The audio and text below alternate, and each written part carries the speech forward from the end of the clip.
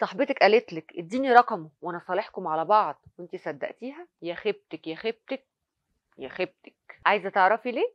كملي الفيديو للاخر واعملي اللايك والشير وتعالي لي.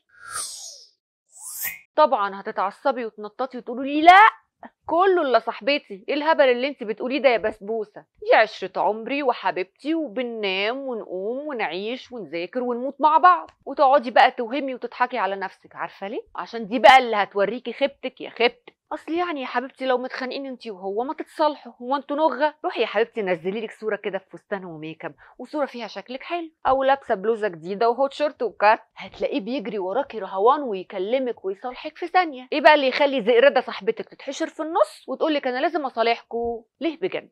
بعدين تعالي لي هنا، هو ايه يا اختي طبيعه المشكله اللي انت وهو مش عارفين تحلوها؟ مشكله خرم الاذن؟ طب ولو صاحبتك بقى ما حلتش المشكله وشقطته، ساعتها هتعملي ايه؟ دي هتبقى كارثه يا مايله. اما بقى لو طلعت صادقه بجد وحلت المشكله ما بينك وما بين خطيبك، تبقى دي خيبه اكبر واكبر. صاحبه اللي بجد عمرها ما تقولك اديلي رقم وانا اصلح بينكم، دي هتلاقيها عايزه تجيبه من زماره رقبته عشان بس فكر يزعلك او يضايقك. عايزه مثلا تفسيله كاوتش العربيه، تدشدش له ازاز العربيه، تكسر له التليفون، تقطم له النضاره الشمس، مش تقولك هاتي رقم عشان اصلح بينكم. هي اصلا لو صاحبتك بجد هتلاقيها مش طايقاه اكتر منك، وانتي وهو هتتصالحوا وهي يا اختي هتفضل كرهاه ومش طايقاه عشان مزعلك. فخدي حذرك يا حبيبتي واوعي تديها الرقم عشان في الاخر ما تقعديش تعيطي على خيبتك. وخدي حذرك عشان في كده بعض الحركات لو صاحبتك عملتها لازم تمسكي لها المسدس. يعني خدي عندك، لو قالت لك اصل انت مش فاهمه حنتوسه خطيبك،